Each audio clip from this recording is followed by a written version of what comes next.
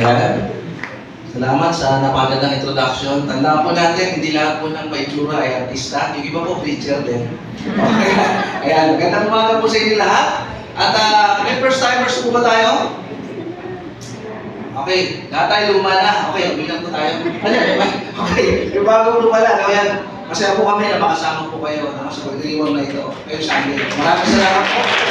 At siyempre, doon sa ating mga kapatid na lagi nandito ng Sunday, no, napakasarap, no, na sa pakiramdam na makasama namin kayo every Sunday. Ayan. So, batiin mo nga yung katabi mo, bigyan mo nga ng napakagandang ngiti. No, yung nasa kaliwat kanan mo.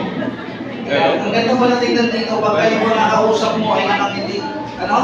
Ayan. Sige. So, tayo ay manalangin sa Panginoon. No, lumapit tayo sa Panginoon at hilingin natin yung banal na Espiritu na siyang kumilos sa sandali dito. No? Sige. Our Heavenly Father, we come to you with a humble heart, Panginoon. Lord, dalangin namin, ikaw ang kumilos sa sandali nito, Panginoon. Lord, pinupulit ka, sasalamatan ka namin, Panginoon. Dalangin namin, Panginoon, na Lord, ikaw mangusap sa mga kapatid ko nito. Tago na lamang po ako sa inyong likuran. Gamitin niyo lamang po yung aking labi para masambit ang inyong nakasabihin sa kanila, Panginoon. Kayo mapapulihan, Panginoon, at maitaas, Panginoon. Lord, mangusap kayo sa aming puso. Mangusap kayo sa aming kaluluwa, Panginoon. Yung maririnig namin ay hindi lamang magiging informasyon sa amin, kundi magbibigay ng transformation sa aming buhay. Maraming salamat po. Salamat sa pagmamahal mo. Salamat sa pagkakataon na mapaglingkuran ka. In Jesus' name we pray. Amen. Ayan. So, ngayon tayo ay nasa series pa rin ng Unleash God's Power, Pray, o may papamala sa kapangyarihan ng Panginoon sa pananalangin. No? So, ito yung ating huling topic sa series na ito. Pero bago tayo tuluyang magsimula, mga kapatid, may nais ako sa inyo ipakitang mga larawan. At marahil, itong mga larawan na to ay familiar kayo. No? So, ano itong unang larawan natin? Titanic. Tama. Iba, Titanic, no? Titanic. Si Dolby yata kayo. Okay. So, sino bida dito? Si Jack, at si Rose. Iba, na dahil sa pelikulang ito, no? Nagkaroon ng mga picture na nakagano. No? Sa mga, di ba? Okay, nauso to. Sikat na sikat to noong 90s. No? Pero isa sa mga statement na hindi ko makakalimutan, kapag nakikita ko yung Titanic na ito, yung sinabi niya na, even God cannot sink the ship. Sabi nung gumagawa ng may-ari. Sabi, kahit yung Panginoon ay hindi kayang palubugin ang barkong ito. Pero tingnan nyo kung ano yung nangyari. Sa unang paglalayag pa lamang ng barkong ito, ano nangyari? Ito ay tumama saan? Yun, talaga ng panood nila, no? Iceberg. At alam naman natin, the rest is history. No, noong 1900s ito ay lumubog. No? Ito kaya, ang makakahula ay may premyo kay Lord. Kay Lord. Ano kaya ito? Ano? Ano? Yan, Toy ni Babel o Tower of Babel. At sino itong nasa harapan kaya na to? Sino kaya hari ito? Si King Nimrod. No? Sabi ni King Nimrod, magtatayo ako ng napakataas na tower. No? Naaabot sa mga kalangitan o sa mga kaulapan. Bakit kaya niya tatayo ito? Sabi niya, para makilala yung aking kaharian sa mga nakapalibot sa kanilang kaharian at makilala siya bilang pinakamagaling na hari. At isa pa, kasi galing siya sa descendants ni Noah, kaya sabi niya, gagawa ako ng mataas na tower para hindi makabot kung sakali buhuin, gunawin ng Panginoon ulit sa pamamagitan ng bahayong mundo. So, ibig sabihin, nagmataas siya sa Panginoon. Anong ginawa? Ano nangyari? No? Nilito niya ang Panginoon, nilito niya yung mga gumagawa, pinag-iba-iba niya ng mga language. Tama, galing, nagbabasa talaga sila ng Bible at hindi natupad yung kanyang nais mangyari. Bakit? Nagmataas kasi sa Panginoon. Ito kaya, sino kaya kung susunod na to? Maraming mas pamilyar sa inyo to. Yan, sino to? Yan, Haring Saul, King Saul. No? At kung simula, sabi ni Prophet Samuel, maganda daw na maging hari ito. Okay na hari. Pero yung tumatagal, lumalabas yung pride. Lumalabas yung pagiging mataas niya. Pumasok sa kanyang isipan at sa kanyang puso yung kanyang pagiging hari o kanyang posisyon. Na kung kaya naman pati yung gawain ng isang propeta ay pinangungunahan na niya. At ang pagsuway sa propeta ay direktang pagsuway sa Panginoon. Kaya ano nangyari? Dahil dito, hindi nagpatuloy yung kanyang lahi sa pagiging hari. At nalipat ito kanino? Kay David. At ano nangyari sa kanya? Siya ay namatay sa labanan kasama ang kanyang mga anak dahil sa kanyang pagmamataas sa Panginoon. Ito, sino kaya ito? Kasi may pangalan, okay? Yan si Hari Nebuchadnezzar ng Babylon. At nung time na yun, masasabi natin ang Babylon Empire ay napakalakas. No? Napakalakas nila at napakagaling na leader. Kaya lang, hindi siya kumilala sa Diyos. Ang ginawa niya, nagpatayo pa siya ng malaking estatwa niya. Na kung saan pag tumunog daw yung trumpeta, kailangan nilang yumukod. At ngayon na naginip siya, in-explain ito ni Daniel. Ngayon nag-explain, sabi ni Daniel, ako, sana ito ay sa iba na lamang mapunta, kaya lang ito yung mangyayari. No? Magiging malahalimaw kayo. Nakakain lamang kayo ng ano? Ng mga halaman na kagaya ng mga hayop sa kagubatan. Yun yung nangyari sa kanyang pagmamataas. At ilang taon daw tatagal yun? 7 years. No? Buti na lamang, nagbago siya at kinilala niya ang Panginoon bilang Diyos niya, kaya bumalik siya sa kanyang trono. Ano yung common, ano yung pagkakapare-parehas nila? Pride. Pare-parehas silang nagmataas sa Panginoon. At ano sinasabi sa Santiago pagdating sa pagmamataas sa Panginoon? Ano sinasabi? Sabi dito, ang Diyos ay laban sa mga mapagmataas, ngunit pinagpapala niya ang mga mapagkumbaba. No? Bakit po ito nasabi sa inyo? Kasi ang ating topic sa araw na ito ay unleash God's power, pray with humility. Manalangin na may kapakumbabaan. At sa pagtatalangin natin ang topic na ito, meron tayong 3 points. So, yung 3 points na yan, the poison of pride, yung lason ng pagiging mapagmataas o kayabangan, the posture of humility, yung postura ng pagpapakumbaba at the power of grace, yung mapangyarihan ng grasya at habag ng Panginoon. Ngayon punta tayo sa ating text mula sa Lucas. Sabi nito, mga kapatid, tingnan natin yung 2 tauhan dito, yung Pariseo at tagapaningil ng buwis, kung paano sila lumapit sa Panginoon. At tingnan natin kung sino kinalugdan ng Diyos sa kanilang dalawa. So, babasahin na natin. Sabi nito, sinabi rin niya ang talinhagang ito sa mga taong matuwid ang tingin sa sarili at inahamak naman ng iba. May 2 lalaking pumasok sa templo upang manalangin. Ang isa ay Pariseo at ang isa ay maniningil ng buwis. Tumayo ang Pariseo at nanalangin ng ganito, O Diyos, nagpapasalamat ako sa iyo sapagkat hindi ako katulad ng iba na mga magnanakaw, mandaraya, mga halunya, o kaya'y katulad ng maniningil ng buwis na ito. 2 beses akong nag-aayuno sa 1 linggo at nagbibigay rin ako ng 10 bahagi mula sa lahat ng aking kinikita. Tingnan niyo panalangin niya, no? Sino yung tinataas niya? Yan, no? Ito naman, tignan naman natin yung maniningil ng buwis sa verse 13. Sabi rito, samantala ang maniningil ng buwis na may nakatayo sa malayo at di man lamang makatingin sa langit. Dinadapukan niya ang kanyang dibdib at sinasabi, O Diyos, mahabag po kayo sa akin na isang makasalanan. No? Okay, nakita niyo kaibahan nilang dalawa. So, punta tayo sa unang point natin. Meron pala 14. Sinasabi ko sa inyo, lalaking ito yung umuwing matuwid sa harapan ng Diyos at hindi ang Pariseo sapagkat ang sino mang nagmamataas. Ito napakaganda na ito, mga kapatid. Sino mang nagmamataas ay ibababa at ang nagpapakababa ay itataas. No? Sa unang point natin, sabi rito, the poison of pride, o yung lason ng pagmamataas o ng kayabangan. So, tingnan natin kung ano nangyari. Sabi rito, sinasabi rin niya ang talinhagang ito sa mga taong matuwid ang tingin sa sarili at hinahamak naman ng iba. Okay, so bakit ba may talinhaga? Bakit ba gumagamit ang Panginoon ng talinhaga? Gumagamit siya ng talinhaga, no? Para maibahagi sa atin yung makalupang kwento, no? Makalupa. So yung in-example na kasi rito yung nangyayari sa Middle East that time. Na merong makalangit na katotohanan. So may makukuha tayong aral. So pag nagbabasa tayo ng talinhaga, ang una nating isipin, ano kayang sinasabi niya ito patungkol sa Panginoon?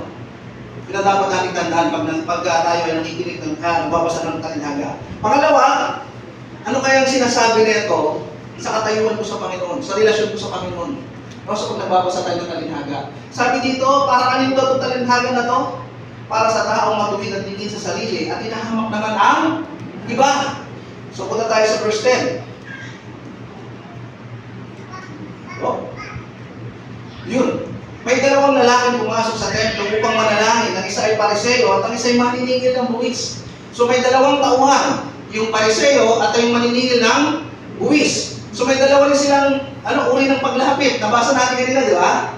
So dalawang uri ng paglapit at mayroon din dalawang resulta na kanilang paglapit sa Panginoon. Ngayon, dahil tayo ay pamilyar na sa Pariseo, no? At alam natin na ito yung mga tumutulig sa kay Jesus Christ sa time. Pero noong time na iba yung pagtingin nila sa Pariseo. No? At iba rin yung tingin nila sa maniningil ng buwis. No? Ito yung paano nila tignan yung maniningil ng buwis at yung Pariseo. Sabi dito yung mga Pharisees daw, religious leaders sila. Sila yung mga nagsasalita sa mga templo. Sila yung nagtuturo. Ano tinuturo nila? Yung law. Ano yung law na yun? Galing yun sa Torah. Yun yung unang 5 libro sa Bible. Yung Genesis, Exodus, Leviticus, Deuteronomy, at Numbers. Ang matindi na ito, yung binigay na 10 utos ni Moses, ginawa pa nilang 600 plus yun. Yung mga lalaki dito, yung utos ni Moses sa 10, ginawa nilang 12. Ano yung isa? Huwag ka magpapahuli. Ano mo, ka magpapahuli. Yung pang-12, pag nahuli ka, huwag ka aamin. Joke lang, pinawa na kayo, makasundin nyo ha. Okay, isa, mga aspan. So, alam nyo, kabisado daw nila yun. Kabisado ng mga Pariseo na to. At dahil doon, mataas ang tingin sa kanila ng mga tao. Sobrang taas ang tingin sa kanila ng tao. At kung titignan naman yung pamumuhay nila spiritually, sabi nito, if anyone knows prayer, mas kina-Pharisee. Kung titignan daw spiritually, sila daw talaga yung spiritual elite ng time na yun. Sila yung nasa mataas na kalagayan, spiritually. Yung mga tax collectors naman, kabaliktaran. No? Sila daw yung mga nagtatrabaho sa mga Romano kasi that time, no, ang Israel ay sakop ng mga Roman Empire. So, ang tingin sa kanila ay mga traitor sila kasi mga Hudyo sila, pero nagtatrabaho sila sa mga Romano. At ang trabaho pa nila ay maningil ng buwis. Eh, brother, ba't naging masama sila? Naniningil naman sila ng buwis. Kasi wala silang tinatanggap na direktang bayad mula sa mga Romano. Ang nangyayari, sasabihin halimbawa, sasabihin ng mga Romano, okay, ikaw maniningil ng buwis ha, ibigay mo sa akin 5% lang. Ngayon, kung maniningil ka ng sobra, itabi mo na yung sa'yo. So kung 5% lang yung sisingilin dapat, siya ginagawa niya 10%, 15%, or 20%, kaya naging masama sila. No? Sa harapan ng kapwa nila, Hudyo. At kung titignan yung kanilang spiritual, masasabi natin nasa mababang uri sila ng lipunan pagdating spiritually. Kung titignan natin, kung may pakikinggan dito ang Diyos, sino kaya yun? Yung Pariseo, sa time na yun. Pero babalikin ng Diyos na yung pag-iisip ng tao. Mamaya, malalaman natin.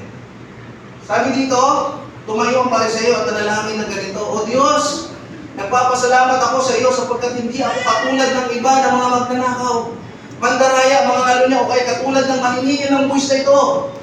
2 beses ako nag-aayuno sa 1 linggo at nagbibigay rin ako ng 10 bahagi mula sa lahat ng aking kinikita. Tingnan niyo mga kapatid. Ano yung mga naka-highlights?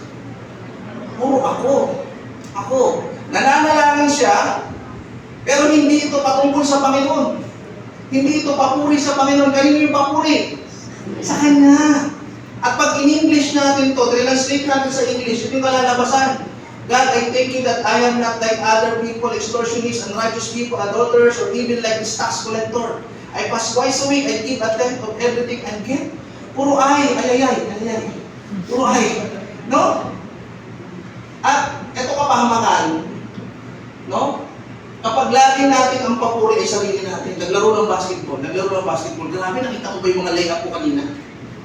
Nakita mo yung mga shoot ko, nakita mo yung mga pasa ko? Pagdating sa kumpanya, kung wala naman ako dito, hindi naman kikita itong kumpanya na ito. Diba? Kung wala ako sa team, kulayat kayo. Yung alam mo yung pag nagkakakwentuhan ha, alam mo na kung sino bangka. Alam mo na kung sino bida. No? Ganyan itong Pariseo na to. No? Kasi sa kanya, ay, ako, mine.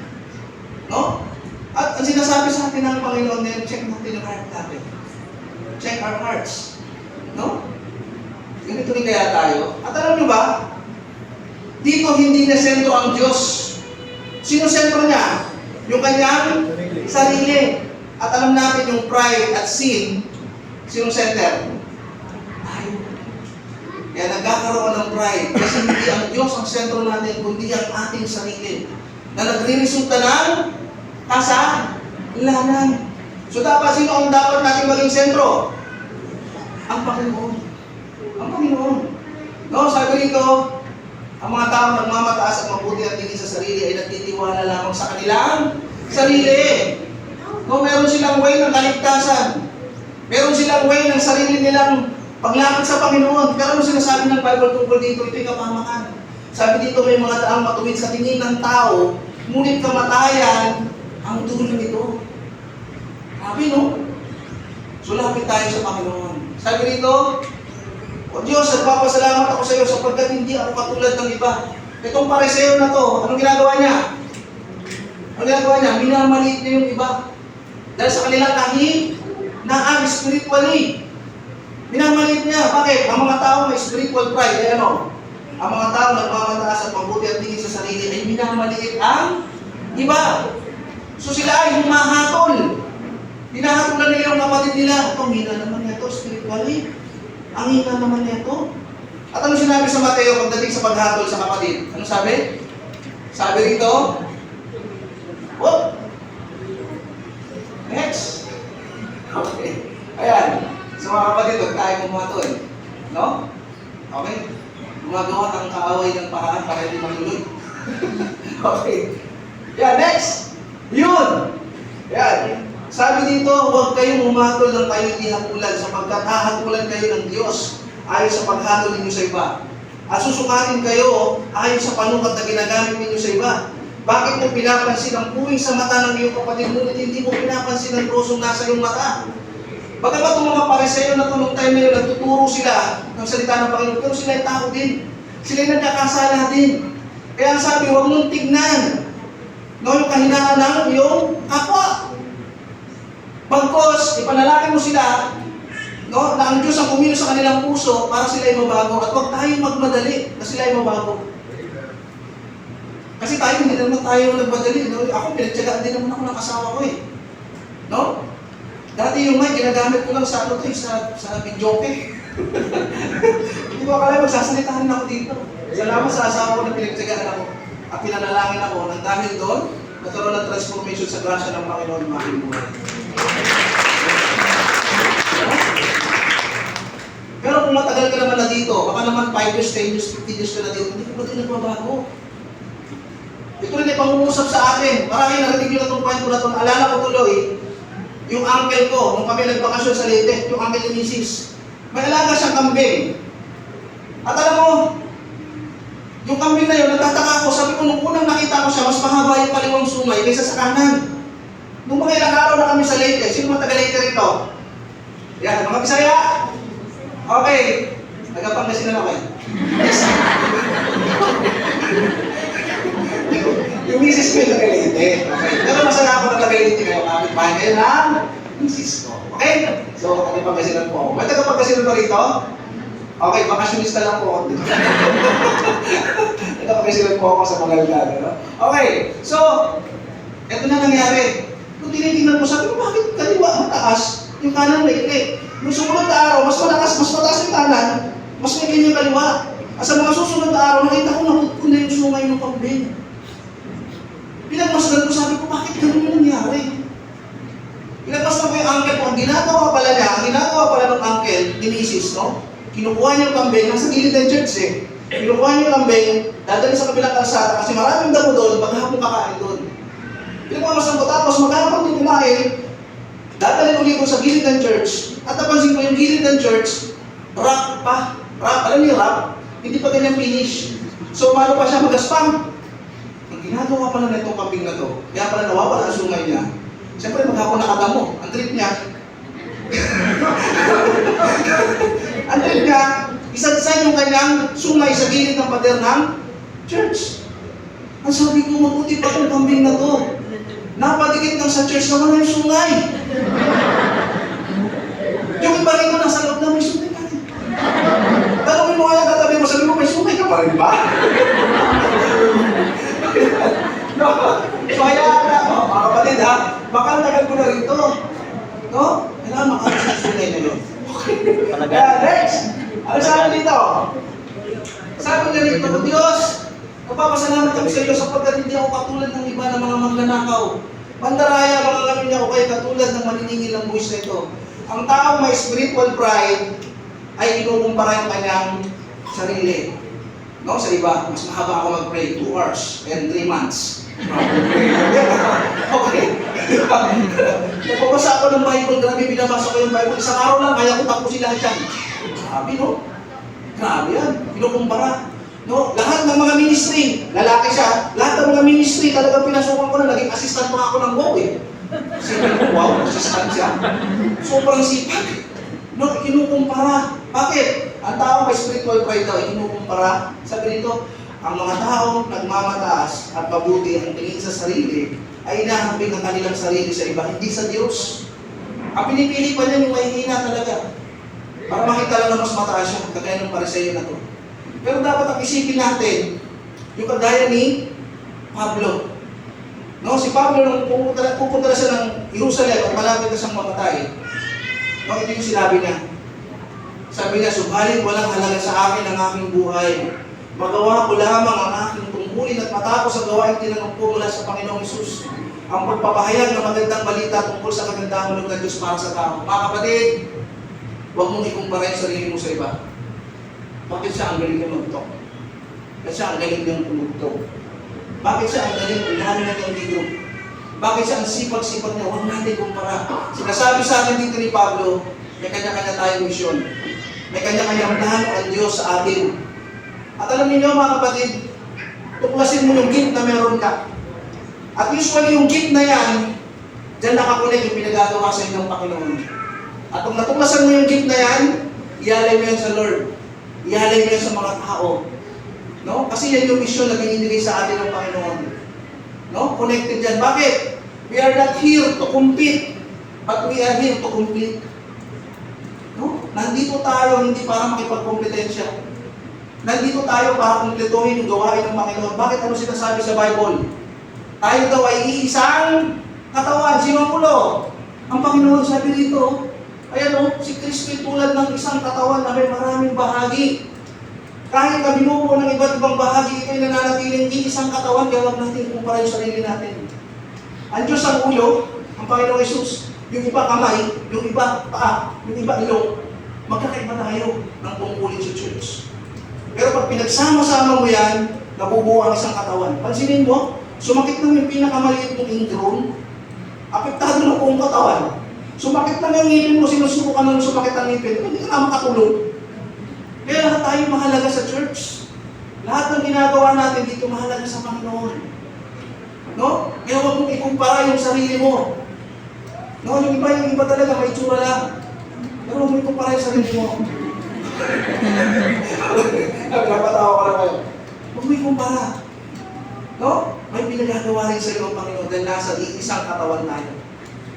Pansinin ninyo, yung kutsara tinidor, magkaparehas ba? Pero pag pinagsama mo, ang sarap kumain. Ganon din tayo. Pag pinagsama, sama. Makapahan natin Panginoon. At sabi nito, ito matindi. Sabi nyo, 2 beses ako nag-ayuno sa isang linggo at nagbibigay rin ako ng ikasampung bahagi. Alam mo nung sinasabi na ito, malakas to.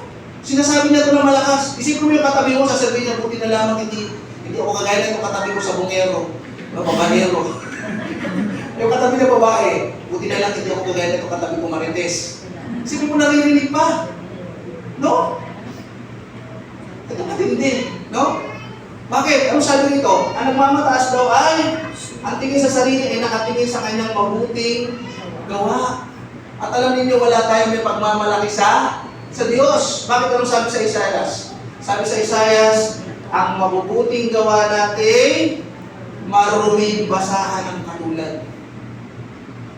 Isipin mo yan, wala tayong may pagmamalaki sa Diyos. Kahit napakasipag mo sa Diyos, yung natin may pagmamalaki sa Diyos. Magpasalamat na lang tayo at may pagkakataon tayo mapaglingkod siya. Amen. Bakit? Maraming tao sa labas na pwede niyang tawagin para maglingkod dito. Pero ikaw yung isa sa mga napili niya kasi may tiwala siya sa iyo. Amen? Kaya, pasalamat natin ito sa Panginoon. No? Pasalamat natin ito sa Panginoon. At alam niyo, kung may nagagawa kang mabuti, huwag mo yung ipagmalaki. Bakit? Sino dapat natin pagmalaki? Yung ginawa ni Kristo. Ano sabi dito? Tulad ng sinasabi sa kasulatan, kung may nais magmalaki, ang pagmalaki niya, ang ginawa ng Panginoon. Kaya tayo may kaligtasan sa ginawa niya sa cross. No? At ang sabi dito, check natin yung heart natin sa sandaling ito. Baka ginagawa natin to, kinukumpara natin yung sarili natin sa iba. No? Or minamaliit natin yung iba kasi mas, alam mo yun, tagal ko na rito eh. Di ba? Ang dami ko nung alam. Di ba? Check natin yung heart natin. At alam niyo, galit ang Panginoon sa pagmamataas. At sabi dito, ang pagmamataas ay pagsuway sa pinakamahalagang utos ng Diyos na mahalin siya, higit sa lahat, at mahalin ang ating kapwa gaya ng ating sarili. Ang ating tapat na Ama, habang pinapabanal niya ang ating mga puso, ay dinidisiplina tayo gaya ng sino mang mabuting Ama. So check our hearts. Check natin yung puso natin. Baka may spiritual pride na tayo. No? Dapat tayo sa ikalawang punto natin. Sabi dito, the posture of humility. Tingnan naman natin, bakit kinalugdan yung tax collector, yung maniningil ng buwis? Bakit siya ang kinalugdan? Tingnan natin kung paano siya nanalangin. Sabi niya dito, samantala, maniningil ng buwis na may nakatayo sa malayo at di man lamang makatingin sa langit. Dinadabukan niya ang kanyang dibdib at sinasabi, O Diyos, makabag po kayo sa akin na isang makasalanan. Di man lamang makatingin sa langit, ibig sabihin, guilty siya. Di ba dati nung bata kayo, pag nahuli kayo ng nanay at tatay nyo na nangupit kayo sa bulsa niya, di ba? Nakakaharap pa kayo? Hindi po, kumuha niya. Yan, nahihiya ka.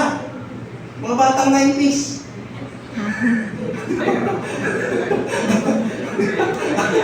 Di ba? Kuminsan, diba hindi tayo makaharap at ganoon din to, yung tax collector na to, Lord. Patawarin mo ako. Ito tanong ko kayo mga kapatid. Kung nakakagawa ba kayo ng mali at labag sa Panginoon, nakakaramdam ba kayo ng guilt? Kasi pag hindi, delikado yan. Baka hindi ka totoo ang born again. Baka hindi totoo talaga na nagkaroon ka ng relasyon sa Diyos. Bakit? Kasi ang Diyos ay galit sa kasalanan. Kung ikaw ay hindi nakakaramdam ng guilt sa kasalanan, baka hindi ka talaga totoo nagkaroon ng relasyon sa Diyos. Amen? Check natin yung puso natin. No? Kung sabi dito, ang tao daw nagpapakumbaba ay dinidigan niya na hindi marapat yung kanyang sarili. Sabi dito, ang tao nagpapakumbaba sa Diyos ay dinidigan ng sarili na hindi narapat dapat na makasalanan. Hindi karapat dapat na makasalanan. At alam nyo, naalala ko yung kwento ni David. Kanino nagkaroon ng kasalanan si David na nagkaroon siya ng pangalo niya? Kanino? Si Bathsheba, nakahilig maligo. Kaya nakita ni David, kaya siya natukso. Kasi naliligo, si Bathsheba. Okay, ito, mamaya pa nila makukuha yan pag-uwi. Okay, so, anong nangyari? Nagkaroon siya ng pangalo niya kay Bathsheba. Ang matindi nito, yung asawa ni Bathsheba, na si Urias, na tapat na kawal niya, ang ginawa niya, pinapatay niya, pinakunan niya sa digmaan. Iunan niya yan, para mamatay niya. At ang matindi nito, nalaman ito ng Panginoon. Nakikita ng Panginoon lahat. At sinabi ni Prophet Nathan, puntahan mo si David. At si Prophet Nathan, kinausap niya si David at ginawang isang kwento. Sabi ng Prophet Nathan, nung lumapit siya kay David, sabi niya, David, may isang mayaman na maraming alagang baka at tupa.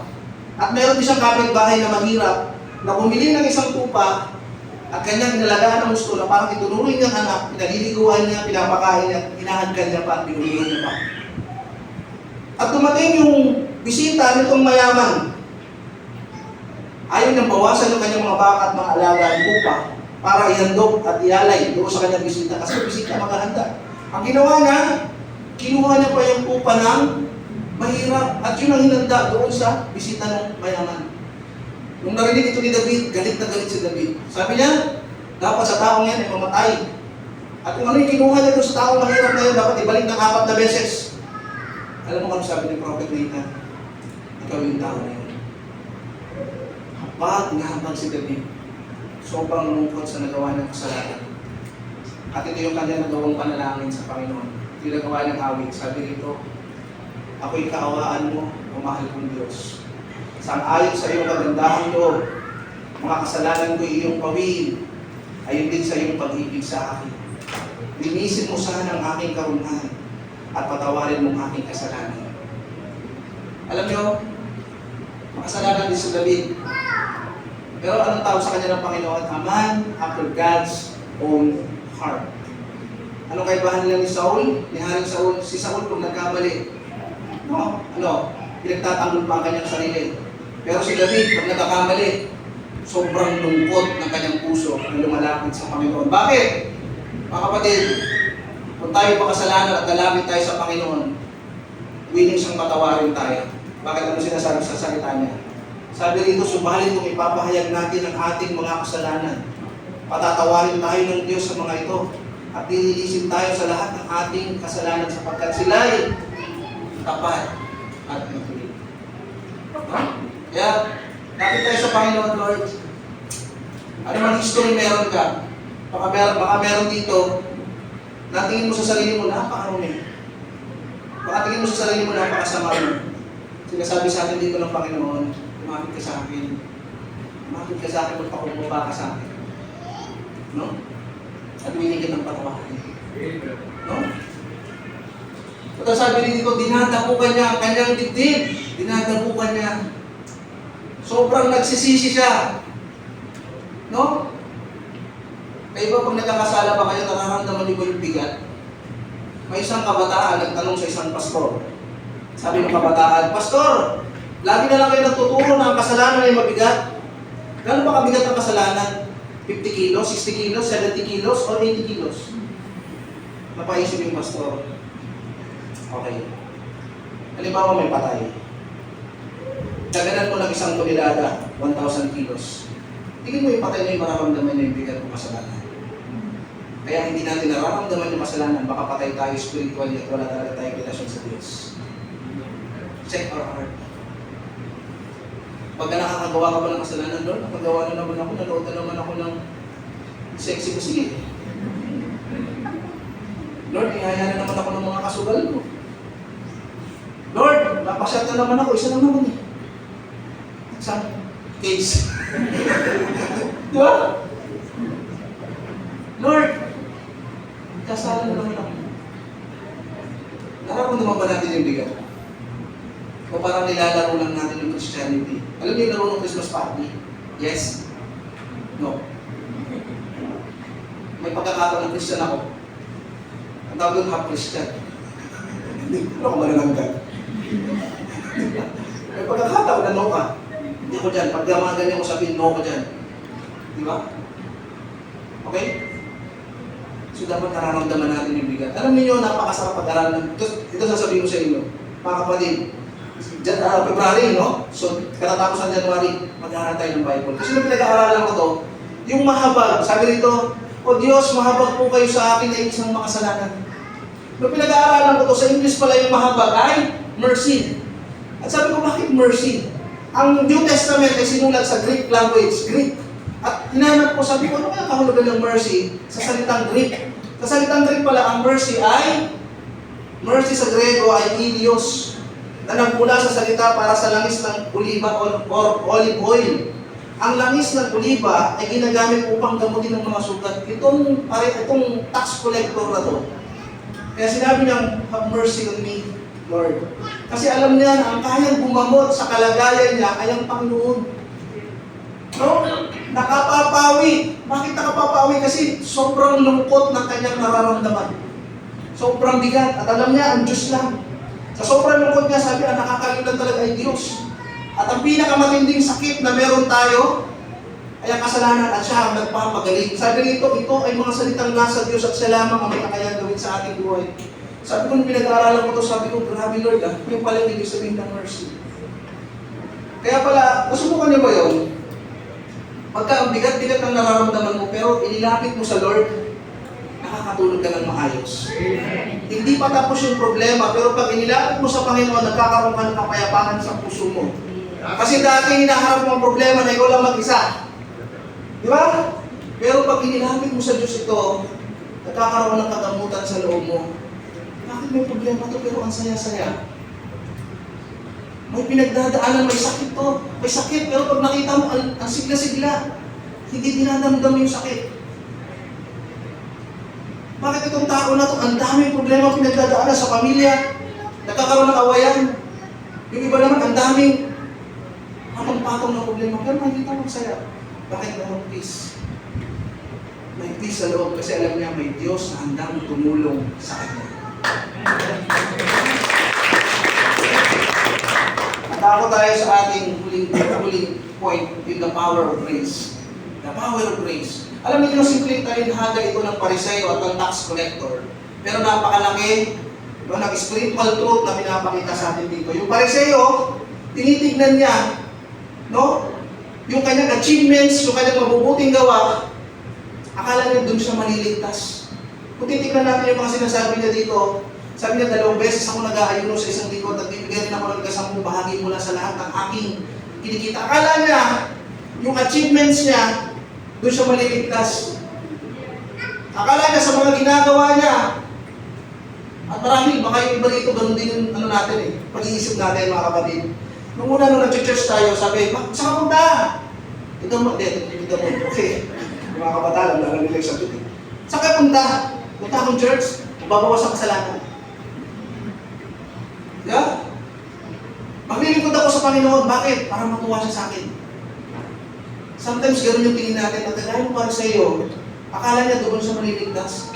Pero anong sabi sa Efeso tungkol sa ating kaligtasan? Sabi sa Efeso, sapagkat dahil sa kagandahang loob ng Diyos, kayo ay naligtas. Naliligtas na, saan daw tayo naliligtas? Sa kagandahang loob ng Diyos. Sa Genesis 3:15 pa lamang nung nagkasala si Eva at Adan, sinabi ng Panginoon kay Eva, sa iyong binhi manggagaling yung dudurog sa ulo ng ahas na ito. Anong dudurugin yung kasalanan? Para mayroon tayong pagkakataong makasama siya sa paraiso. No? So yun ang sinasabi rito, hindi sa ating gawa, sa pamamagitan ng ating pananampalataya at ang kaligtasan, ito'y kaloob ng Diyos at hindi sa pamamagitan ng inyong sarili, hindi ito bunga ng inyong mga gawa. Bakit? Kaya walang dapat ipagmalaki ang sinuman.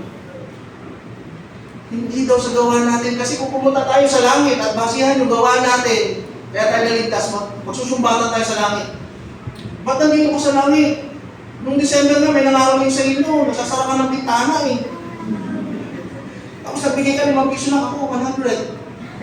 Ba't nandito ka? Nakasabay nga tayo nagbigay sa Columbia, binigay mo lang 10 sa akin. 15. Lamang na 5 piso. Di ba? Magsusumbatan tayo, active ko nga sa Diyos, kung wala ko sinali yung ministry.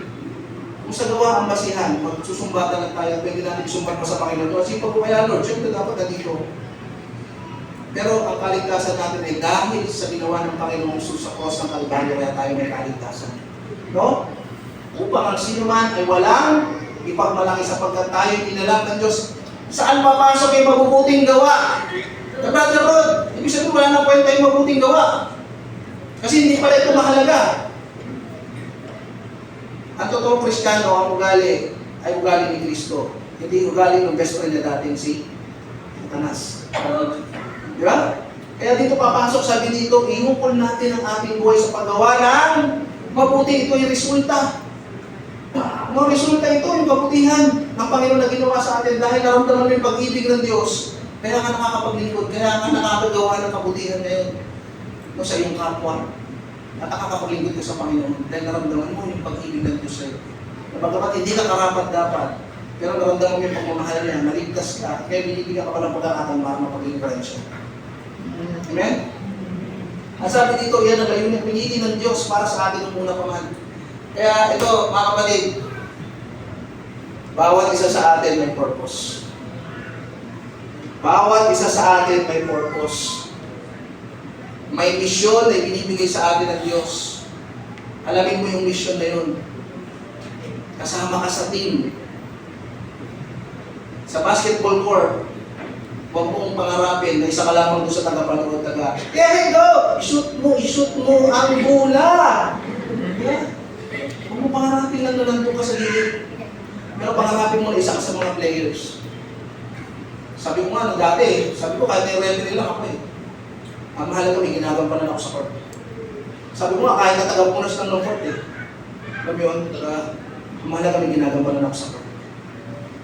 Bawat isa sa atin, may mission ka, kaya ka nandito sa mundo ito, may purpose ka para sa Panginoon. Alamin mo yun, at gawin mo yun. End of the day, ang sarap nun. Kasi kung nakita mo ang Panginoon, dalang araw, sasabihin sa'yo, well done, good and faithful servant, welcome to the joy of your master. Sige po, palakpakan natin ang Panginoon. Bakit? Kasi lahat tayo makasalanan, sabi sa Roma 23, sapagkat ang lahat ay nagkasala. At anong kapera ng kasalanan? Sabi sa Roma 6:23, tayo.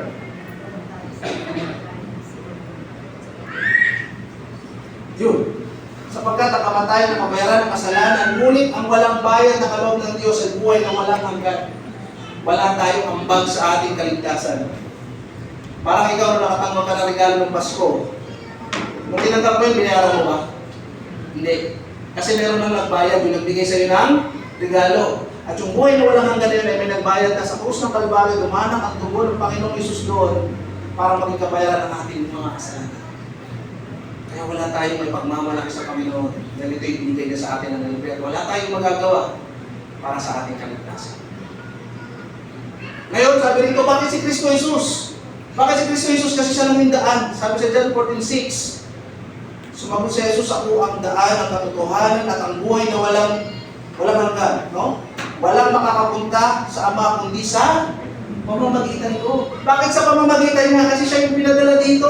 Sabi sa John 3:16, kapagkat gayon na lamang ang pag-ibig ng Diyos sa sangkatauhan, kaya ibinigay niya ang kanyang kaisa-isang anak upang ang sino mang sumampalataya sa Kanya ay hindi mapahamak, kundi magkaroon ng buhay na walang hanggan.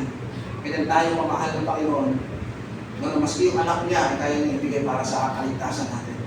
At alam niyo, marahil yung iba naguguluhan pa din, Brother Rod, talaga bang hindi talaga ako maliligtas sa gawa ko, sa mga achievements ko, sa paglilingkod ko? Hindi nga eh. Ito yung pinakamagandang example. Yung kasama niya, no?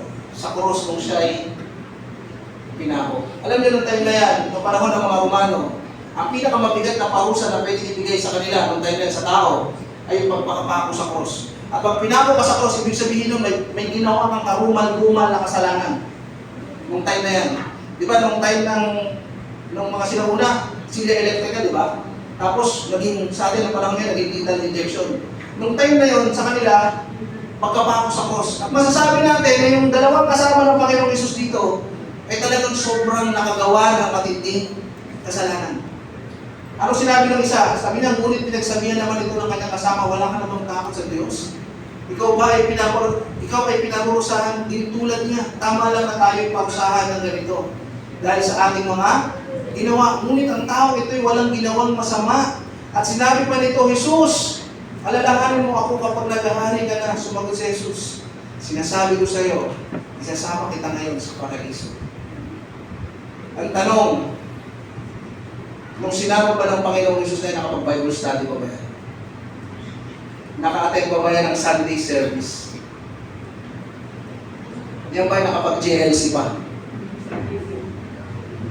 Yan ba'y nakagawa pa ng kabutihan sa kapitbahay? Hindi na kaya kasi nakapako na siya. Pero anong ginawa niya? Nagpakumbaba siya sa Panginoon. Idami niya ang kanyang kasalanan. At kinilala niya ang Panginoon bilang Diyos. Alam mo na, unahin niya pa nga yung mga apostol na mapunta sa langit. Di ba? Ganyan ang grasya ng Panginoon sa lahat na nagpapakumbaba at umaamin ng kanilang kasalanan sa harap ng Panginoon. Amen? Bakit? Nang dahil sa kanyang dugo. Sinasabi ko sa iyo sapagkat at sino man ito, pansinin ninyo sa kanyang dugo tayo naligtas. No? Si David, yung tax collector, at itong nakapako sa krus na ito yung sinasabi sa kanya. Sinasabi ko sa inyo, lalaking ito'y umuwi, maguhit sa harapan ng Diyos at hindi ang Pariseo. Sapagkat ang sino mang nagmamataas ay ibababa at ang nagpapakababa ay itataas. Basahin nga natin ang sabay-sabay at sabihin mo yan sa katabi mo. Sapagkat ang sino mang nagmamataas ay ibababa at ang nagpapakababa ay itataas. At alam niyo, doon sa mga tao ngayon na nagpakumbaba sa Panginoon, alam niyo kung anong hatol sa kanila? Pwede ba palapakan natin yung Diyos dito? Sobrang salamat sa Panginoon. Sobrang makasalanan natin. Pero sinasabi sa atin ng Panginoon, ang hatol ng Panginoon at kita. Bakit? Sa kanyang dugo tayo naligtas. At sa pamagitan ng kanyang dugo, tayo ngayon ay napawalang sala at iyak na maliligtas tayo sa puno. Bakit? Sabi dito, ang biyaya ay ang grace lamang ay nangangahulugan ang Diyos ay nagmamahal, nagpapatawad at nagliligtas sa atin. Hindi dahil sa kung sino tayo, kung ano ang ating ginagawa, kundi dahil sa ginawa ng Kristo sa cross. Ang ating pinakamahusay na pagsisikap ay hindi kailanman magiging sapat na mabuti upang makamit ang kaligtasan. Ano ang magagawa para sa kaligtasan? Ngunit pinapahayag tayo ng Diyos na matuloy alang-alang kay Kristo.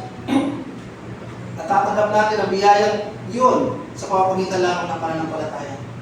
Binibigyan pa tayo ng Diyos ang pananampalataya ng tiniwala sa Kanya. Hindi tayo maliligtas sa pamamagitan ng pagsunod sa listahan ng mga dapat gawin at hindi dapat gawin. Ngunit sa pamamagitan ng biyaya, sa pamamagitan ng pananampalataya kay Kristo, ang ating kaligtasan ay nasa kamay ng Diyos. Yan ay mabuting balita ang Ebanghelyo.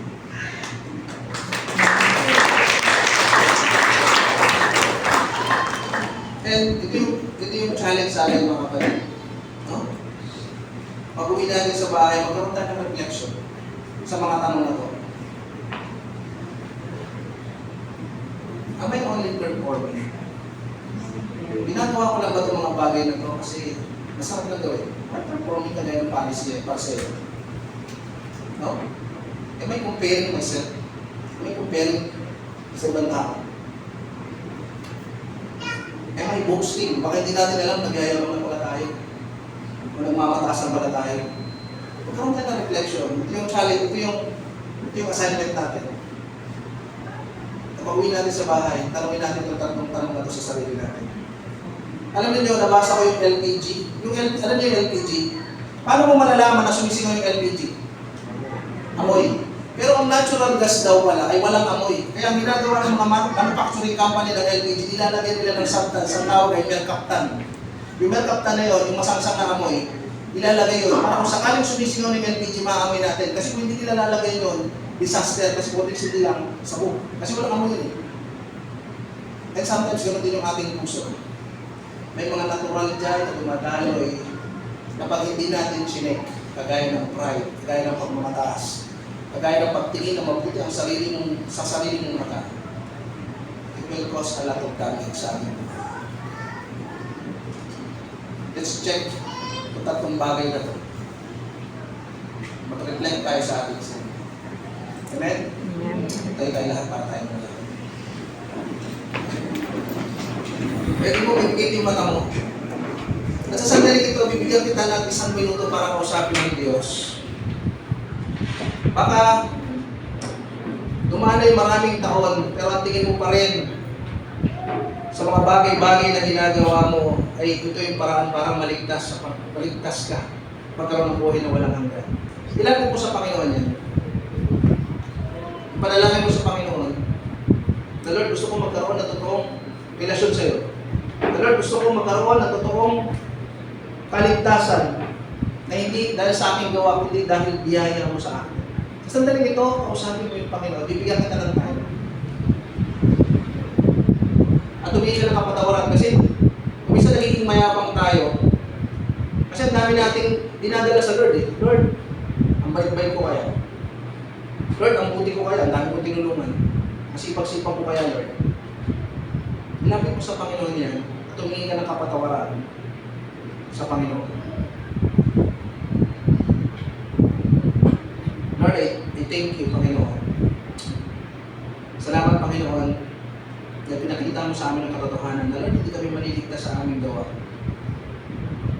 Lord, salamat, Panginoon, dahil nag-usap kayo sa aming puso. Lord, dahil i-check namin ito, baka Lord, nagkakaroon na kami ng spiritual pride. Natawarin mo kami, Panginoon. Dahil kumisan, mas lunahan ka namin, nagmamarunong kami sa aming sarili. Pero Lord, mangusap kayo sa amin. Correct nyo kami, Panginoon, sa mga bagay na dapat na, sa mga impurities na meron ng aming puso. And help us, Lord, na makapamuhay kami, Panginoon, na naayon sa iyong mga plano, na naayon sa iyong will para sa aming buhay. We thank you sa pagmamahal mo sa amin. Dahil sabi mo kanina, para kami maruming basahan. Pero sa iyong pagmamahal, na may pagkakataon kami makasama ka sa langit. Makasama ka sa paradiso. Salamat sa pagmamahal mo. Dahil meron pa kami pagkakataon para mapagkimuran yung mga hari ng mga hari at Diyos ng mga Diyos. Maraming salamat sa pangalan ni Jesus. Amen. Amen.